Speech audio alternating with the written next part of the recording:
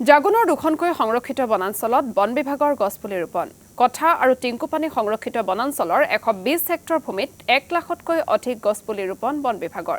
জাগুন আঞ্চলিক বিষয়া প্ৰমোদ ফুকনৰ তত্ত্বাৱধানত ৰোপণ কৰা হৈছে গছপুলি বনাঞ্চলখনত এতিয়া লহপহকৈ বাঢ়িছে অৰ্জুন শিলিখা ঔটেঙা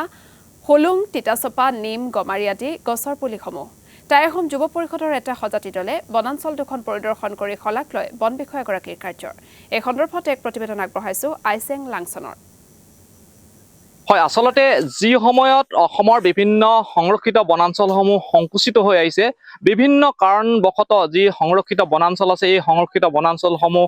ক্ৰমাৎ ধ্বংস হৈ আহিছে আৰু ক'ব লাগিব যে দুষ্কৃতিকাৰী কবলতে পৰি বা বেদখলকাৰী কবলতে পৰি যি আমাৰ সংৰক্ষিত বনাঞ্চল আছে এই সংৰক্ষিত বনাঞ্চলসমূহত কিন্তু ক্ৰমাৎ সংৰক্ষিত বনাঞ্চলসমূহ ক্ৰমাৎ মৃত্যুৰ গৰাহলৈ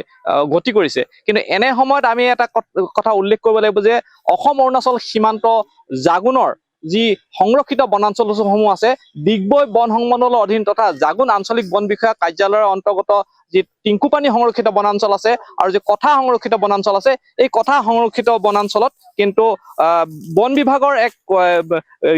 এক গঠনমূলক এক প্ৰচেষ্টাই কিন্তু যথেষ্ট সকলোকে আনন্দিত কৰি তুলিছে এক ভাল খবৰ বুলি ক'ব লাগিব যে টিংকুপানী সংৰক্ষিত বনাঞ্চল আৰু যি কথা সংৰক্ষিত বনাঞ্চলত ইতিমধ্যে জাগুন বন বিষয়া কাৰ্যালয়ৰ বন বিষয়াৰ নেতৃত্বত আচলতে নতুনকৈ যি পুলি ৰোৱাৰ যি পৰিকল্পনা এই পৰিকল্পনা গঢ় লৈ উঠিছে ইতিমধ্যে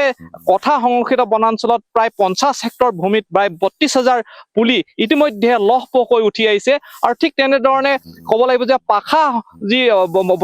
কথা সংৰক্ষিত বনাঞ্চলৰ যি পাখা অঞ্চল আছে এই পাখা অঞ্চলতো 50 হেক্টৰ বনভূমিত তেওঁলোকে গছ পুলি ৰোপণ কৰি তেওঁলোকে বনানীকৰণৰ যে প্ৰচেষ্টা গ্ৰহণ কৰিছে ঠিক তেনেধৰণে তেওঁলোকে টিংকুপানী সংৰক্ষিত বনাঞ্চলটো এনেধৰণে প্ৰায় 20 হেক্টৰ ভূমিত নতুনকৈ গছ পুলি ৰোপণ কৰিছে আৰু এই গোটেই এই বনাঞ্চল কেইখন আজি পৰিদৰ্শনৰ বাবে আমাৰ স্থানীয় যি টাইহোম যুৱ পৰিষদৰ যি সংগঠনৰ যি নেতৃবৃন্দ আছে তেওঁলোকে আজি এই গোটেই বনাঞ্চল কেইখন তেওঁলোকে পৰিদৰ্শন কৰিছে আৰু পৰিদৰ্শন কৰি তেওঁলোকে বনাঞ্চলৰ যি বনানীকৰণৰ যি প্ৰচেষ্টা বা তেওঁলোকে যি বনানীকৰণ কৰাৰ যি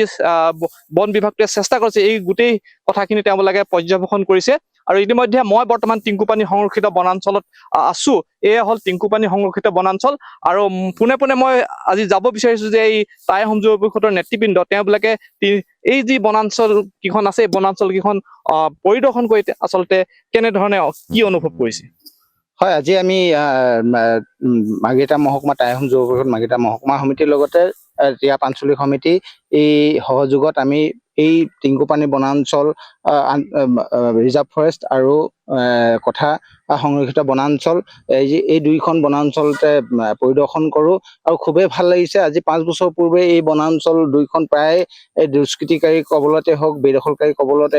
ধ্বংস হোৱাৰ এটা উপক্ৰম ঘটিছিল আৰু বিশেষকৈ